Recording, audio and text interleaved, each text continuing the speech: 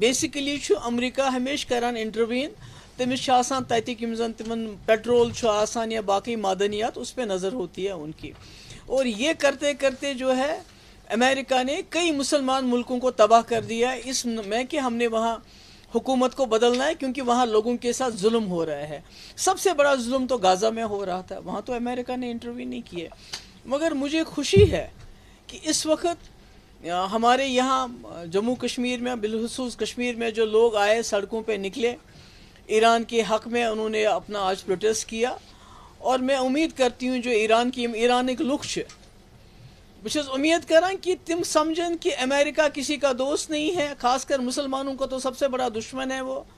ان کو جو وہاں مسلم ممالک میں پیٹرول ہے یا باقی معدنیات ہیں اس پہ نظر ہے, اور وہ ڈیموکریسی جمہوریت بحال کرنے کے بہانے سے وہ ملکوں کو تباہ کرتا ہے. اگر ایران کے لوگ آج یہ نہیں سمجھیں گے اور وہ امریکہ کے اور اسرائیل کے جانسے میں تم ین خدا دین نجات تمن گژھِ سیریا کھت زیادہ حالات خراب بدتر حالات. حالانکہ پروٹیسٹ تو پورے ملک میں ہونے چاہیے تھے جیسے پہلے ہوتے تھے ایران کے حق میں, کیونکہ ایران اور ہندوستان کا بڑا قریبی تعلق رہا ہے. کشمیر کے ساتھ بھی ایران کا بڑا قریبی تعلق رہا ہے. مگر جب سے بی جے پی کی سرکار آئی ہے ملک میں سارا نظامی تبدیل ہو گیا ہے. لوگوں کو ڈر لگتا ہے کسی چیز کے حق میں پروٹیسٹ کرنے میں. مگر مجھے خوشی ہے کہ آج کور کشیر میں لکو پروٹیسٹ, مگر امید چھم کہ ایران ایک لک تم سوچن سمجھن کہ امریکہ یا اسرائیل چھن کنسن دوست بلکہ تم مسلمانک اسلامک دشمن. تم ین تہذن کتھن مز کی تم روزن تمن حسن شکایتیں اپنی سرکار سے تو سب کو ہوتی ہیں, مگر سرکارس تہ پزِ تتکن لکن ہنزن شکایتن ہند ازالہ کرن.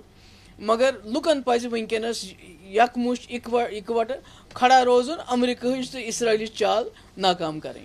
کانٹیننٹ پر کس طرح کا اثر پڑتا ہے جو ہماری ساؤتھ میں. دوسرا جو ہمارا جموں کشمیر یا باقی ایسی جگہیں ہیں جب اس طرح کے ملک خود اس طرح کے وائلنس میں انوالو ہوتے ہیں تو یہی لوگ جو ہمارے فیور میں کبھی بات کرتے تھے ایران وغیرہ, پھر ہمارے یہاں کس طرح کا امپیکٹ پڑتا ہے اور ہم وہ پیچھے دھکیلے جائیں گے, ہماری کوئی بات نہیں ہوگی.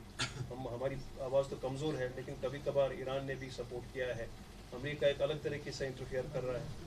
نہیں, میں تو تی ونان کہ جو امریکہ کا جو رول رہا ہے پوری دنیا میں خاص کر مسلم ممالک میں, سیریا کو لیجئے, لیبیا کو لیجئے, اور بھی جتنی کنٹریز ہیں, افغانستان, جہاں بھی انہوں نے ہاتھ ڈالا وہاں اس ملک کو برباد کر دیا ہے. اور یہ کہہ کے کہا ہے کہ ہم نے وہاں جمہوریت بحال کرنی ہے, ہم نے عورتوں کے حقوق بحال کرنے ہیں, جبکہ سب سے زیادہ جو اسلامی ملکوں میں مسلمان ملکوں میں تباہی مچائی ہے وہ امریکہ نے مچائی.